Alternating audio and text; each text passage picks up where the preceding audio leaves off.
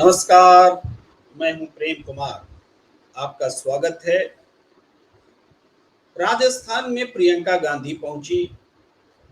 टोंक में जो सचिन पायलट का गढ़ माना जाता है, टोंक जिले के निवाई में जनसभा हुई। अशोक गहलोत जी, उनके तमाम मंत्री, पार्टी के प्रमुख पदाधिकारी, पार्टी के राजस्थान के प्रभारी, तमाम नेता मंच पर बैठे। सचिन पायलट भी बैठे और इस रैली से प्रियंका गांधी ने जो बातें कही उस पर तो हम जरूर आएंगे, जो राजनीति है उस पर तो जरूर आएंगे। लेकिन ये रैली कुछ अन्य कारण से अधिक चर्चा में आई है और चर्चा में रहने वाली है। सचिन पायलट, चूंकि टोंक उनका इलाका है, लेकिन प्रियंका गांधी की रैली होना, उसमें भारी भीड़ का होना, ये अपने आप में कोई नई बात भी नहीं है। लेकिन भीड़ होना और उस भीड़ का उत्साहित होना, सचिन पायलट के जयकारे लगाना, पूरी एनर्जी दिखाना, ये काफी कुछ बताता है। ये कांग्रेस की शक्ति भी बताता है, कांग्रेस को आगाह भी करता है। दोनों ही बातें मैं कह रहा हूं। प्रियंका गांधी ने अपने वक्तव्य से स्थानीय पुट लेते हुए, स्थानीय भाषा का इस्तेमाल करते हुए देवी देवताओं के जयकारे लगवाए। आगे आगे प्रियंका बोली, पीछे पीछे जनता। और इससे उनकी एक कनेक्ट जो है, जनता से बातचीत करने की जो शैली है, वो शैली सामने दिख रही थी। जनता हाथों हाथ प्रियंका गांधी को ले रही थी, उनके शब्दों को सुन रही थी, उस पर प्रतिक्रिया दे रही थी, पॉजिटिव प्रतिक्रिया दे रही थी। ये प्रियंका गांधी की जो शैली है, जो प्रभाव है, वो तो साफ साफ दिख रहा था। लेकिन जब प्रियंका गांधी ने बोलना शुरू किया तो मंच पर बैठे तमाम लोगों का नाम लिया। सबसे पहले मुख्यमंत्री अशोक गहलोत जी का नाम लिया, उसके तुरंत बाद सचिन पायलट जी का नाम लिया और उसके बाद बाकी तमाम नेताओं का। लेकिन सचिन पायलट जी का नाम लेते ही पूरी भीड़ जिस तरीके से उठ खड़ी हुई और जयकारे लगाते हुए उठ खड़ी हुई, मानो समुद्र की लहर एक बार आई हो और पास से गुजर गई हो।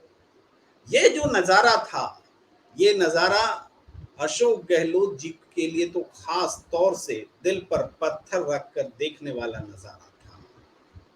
ये बात आगे भी साबित हुई। जब अशोक गहलोत जी भाषण देने आए तो लगातार उनको जो बोलते हैं हुटिंग करना, वो हुटिंग भी आप कह सकते हैं। लगातार सचिन पायलट के जयकारे भीड़ लगाती रही।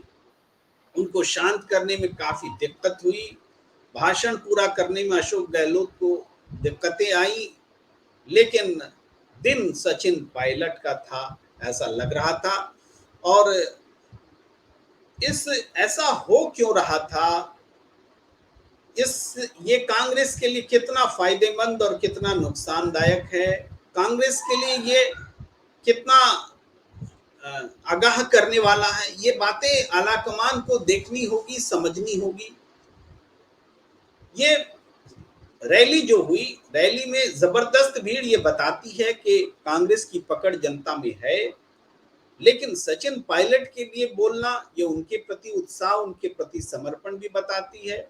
मगर अशोक गहलोत की हुटिंग होना, ये कांग्रेस की चिंता का विषय हो सकता है। लेकिन इसके लिए जिम्मेदार कौन है? इस चीज को, इस लोकप्रियता को क्यों नहीं अशोक गहलोत जी अपने साथ आत्मसात कर पा रहे हैं? क्यों ऐसा लग रहा है कि सचिन की लोकप्रियता अशोक गहलोत जी के बनाम खड़ी है, समांतर खड़ी है? ये बात सोचने की है, इसको ठीक करने की है। इसको एक तो इस तरीके से देख सकते हैं कि पूरे आयोजन में अशोक गहलोत जी ने कहीं ना कहीं सचिन पायलट को थोड़ा दूर रखा। अरे जिनके इलाके में रैली हो रही है, जिनके साथ इतने समर्थक हैं, जिनकी ताकत से कांग्रेस को ताकत मिल रही है, स्वयं मुख्यमंत्री को भी ताकत मिलती है, उनकी ताकत का थोड़ा सम्मान तो करने की एक परंपरा निभानी चाहिए। भाई क्या होता अगर प्रियंका जी के बगल में सचिन पायलट बैठ जाते, उनको बैठने दिया जाता मंच पर, क्या अशोक गहलोत जी की कुर्सी चली जाती? या अशोक गहलोत जी अपने बगल में बिठा लेते सचिन पायलट को, तो क्या उनकी कुर्सी पर खतरा हो जाता? लेकिन नहीं, ये एक दूरी दिखती है। तो क्या सचिन पायलट के समर्थकों में इसकी कोई प्रतिक्रिया नहीं होगी? प्रतिक्रिया होगी। भाई पूरे कार्यक्रम का सीधा प्रसारण हो रहा हो और सरकारी कार्यक्रम की तरह प्रसारण हो रहा हो, और उस प्रसारण में भाई जैसे हम लोग आलोचना करते हैं कि संसद में जब सीधा प्रसारण हो रहा होता है तो विपक्ष की ओर कैमरा ही नहीं जाता है, सिर्फ सत्ता पक्ष की ओर रहता है। यहाँ तक कि राहुल गांधी जब भाषण दे रहे थे तब भी 15 मिनट ही उनके ऊपर कैमरा रहा, 38 मिनट में, बाकी समय नहीं गया। यही स्थिति तो राजस्थान में देखने को मिल रही है। क्या सचिन पायलट अशोक गहलोत के विपक्ष हैं? कि सचिन पायलट के अशोक गहलोत जी के समारोह में सचिन पायलट को स्क्रीन पर दिखाया ही नहीं जाएगा? ऐसा हुआ तो इसके लिए इसकी प्रतिक्रिया होगी कि नहीं होगी, और इसके लिए कौन जिम्मेदार होगा? ये बात भी कांग्रेस के लिए सोचने की है और कांग्रेस के लिए चिंताजनक भी है। माना कि सचिन पायलट और अशोक गहलोत मिलकर चुनाव लड़ रहे हैं, माना कि वो एक मंच पर खड़े हैं, माना कि प्रियंका गांधी के साथ सबकी ताकत जुड़ी हुई है, लेकिन फिर भी जो दरार है वो दरार ऐसे मौके पर खुलकर सामने दिखती है, इसको भी मानना पड़ेगा। सचिन पायलट ने जब बोलना शुरू किया, सचिन पायलट ने कोई उल्टा नहीं बोला अशोक गहलोत जी। अशोक गहलोत सरकार की तारीफ की और अपने उस रुख से अलग हटकर तारीफ की जिस रुख के लिए वो पिछले दिनों जाने जा रहे थे। लगातार अशोक गहलोत की सरकार पर हमला कर रहे थे, भ्रष्टाचार की बात उठा रहे थे। आज वो अशोक गहलोत की सरकार की तारीफ कर रहे थे और पूरी जनता उनके बीच उनके नाम के जयकारे लगा रही थी। लग रहा था कि असल नेता सचिन पायलट है। सचिन पायलट को उनके समर्थक सिर आंखों पर बिठाएं, ये अस्वाभाविक नहीं है, ये बिल्कुल स्वाभाविक है। लेकिन सचिन पायलट के समर्थक अगर अशोक गहलोत की वोटिंग करें तो ये अस्वाभाविक है। लेकिन सवाल उठता है कि क्या सचिन पायलट इसको रोक सकते थे? उन्होंने जानबूझकर इसको होने दिया क्या? तो ऐसे माहौल में थोड़ा doubt of benefit Sachin Pilot को दिया जा सकता है कि इतनी बड़ी भीड़, इतना समर्थक और उनके साथ जो मंच पर जो कुछ हो रहा है उसकी प्रतिक्रियाएं, इसको रोकना उनके वश में नहीं था, नहीं रहा होगा, ऐसा हम मान सकते हैं।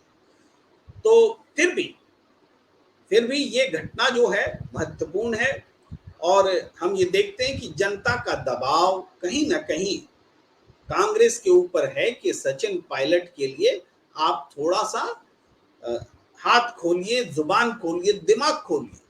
नेतृत्व की जिम्मेदारी कहीं ना कहीं बड़ी भूमिका के तौर पर सचिन पायलट को मिले, ये दबाव जनता का है।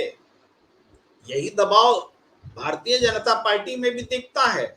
जब कई जनसभाओं में वसुंधरा राजे की उपेक्षा की गई, यहाँ तक कि माइक की छीना झपटी भी हुई, लेकिन वक्त आया कि वसुंधरा राजे को मंच पर साथ साथ बिठाना पड़ा। ये जनता का दबाव होता है और वही जनता का दबाव कांग्रेस में भी सचिन पायलट के लिए दिख रहा है। अब हम थोड़ी सी चर्चा प्रियंका गांधी के बयान की भी कर लें। प्रियंका गांधी ने जो भाषण दिए, एक तो उनका भाषण देने का अंदाज बड़ा कनेक्टिंग था, जनता से बातचीत करते हुए था, धार्मिक बातों को वो जोड़ करके पेश हो रही थी। तो इससे जाहिर बात है कि ये मुझे लगता है कि मध्य प्रदेश में भी प्रियंका गांधी गई तो नर्मदा यात्रा और धार्मिक आयोजनों से खुद को उन्होंने जोड़कर रखा। और प्रियंका गांधी ये कहती हैं कि वो मुझ में इंदिरा गांधी की छवि जनता देखती है। तो इंदिरा गांधी में भी जो धार्मिक भावनाएं थी, शायद वो उसको अपने ऊपर उतार कर जनता के सामने पेश करना चाहती हैं। तो इस वजह से भी ऐसा दिखता है। उन्होंने कहा कि नरेंद्र मोदी जी विदेश जाते हैं और कहते हैं कि देश का सम्मान बढ़ गया। जब लौट कर आते हैं तो पता चलता है कि उन्होंने जो कुछ भी किया अपने अमीर मित्रों के लिए, उद्योगपति मित्रों के लिए किया। वो चिंता जताती हैं कि गरीब और मध्यम वर्ग के लिए सरकार नहीं सोच रही है और अपने उद्योगपति मित्रों के लिए लाखों करोड़ रुपए क्षमा माफ कर देती है, कर्ज माफ कर देती है। पेट्रोल डीजल की चर्चा करती हैं, महंगाई की चर्चा करती हैं प्रियंका गांधी और कहती हैं कि 32 लाख करोड़ रुपए पेट्रोल डीजल से सरकार ने कमाए हैं और उसका फायदा उद्योगपति मित्रों को दिया है। लेकिन आम जनता पर महंगाई की मार लगातार पड़ रही है। रसोई गैस की चर्चा करती हैं कि आम लोग 1000 रुपए का रसोई गैस कैसे खरीदेंगे और इन सब के बीच वो अशोक गहलोत सरकार की जो योजनाएं हैं जिसके तहत मोबाइल बंट रहे हैं उसमें से एक घटना का जिक्र करती हैं कि एक व्यक्ति जिनको मोबाइल मिला है उनसे उनकी मुलाकात होती है और उस भावना को व्यक्त करती है। तो इस तरीके से प्रियंका गांधी ने अपने अशोक गहलोत की सरकार के कामकाज को भी सामने रखा, भारतीय जनता पार्टी पर नीतिगत हमले भी किए, नरेंद्र मोदी जी पर और उनकी सरकार पर उद्योगपति परस्त होने का आरोप भी लगाया। राजनीतिक रूप से उनके भाषण में कोई दोष नहीं बल्कि जोश पैदा करने वाला यह भाषण रहा। सचिन पायलट ने भी जो कुछ कहा अशोक गहलोत की तारीफ में कहा, मैं आपसे कह चुका हूं, लेकिन महत्वपूर्ण बात अशोक गहलोत जी के लिए है जो उन्होंने वर्षों बाद बोला। अशोक गहलोत जी की जब हुटिंग हो रही थी तो वो लगातार लोगों को चुप करा रहे थे और उसी समय उन्होंने बड़े प्यार से सचिन पायलट का नाम लिया। सचिन पायलट का नाम अशोक गहलोत जी ने लिया। ये ब्रेकिंग खबर है क्योंकि वर्षों बीत गए जब सचिन पायलट का नाम अशोक गहलोत जी ने अपनी जुबान से लिया हो। तो ये भी इस मंच की बड़ी घटना रही कि अशोक गहलोत ने सचिन पायलट का नाम अपनी जुबान से लिया। ये कांग्रेस के लिए अच्छी बात है। कांग्रेस के लिए अच्छी बात है कि अशोक गहलोत सार्वजनिक रूप से सचिन पायलट को स्वीकार करते दिख रहे हैं। लेकिन सवाल यह है कि जो घटनाएं मंच के सामने घट रही हैं, अशोक गहलोत की हुटिंग हो रही है, ये इसको क्या अशोक गहलोत भुला पाएंगे? इससे इन दोनों नेताओं के बीच खाई घटेगी या बढ़ेगी? इसको कौन रोकेगा? आला कमान की ओर से कौन आएगा जो ये परिस्थितियां दोबारा पैदा न हो? क्योंकि जो उत्साह इस वक्त दिख रहा है कांग्रेस के लिए, अगर इन चीजों को, नकारात्मक चीजों को जो छोटी छोटी आज लग रही है कल बड़ी हो जाएंगी, तब उसको संभालना मुश्किल हो जाएगा।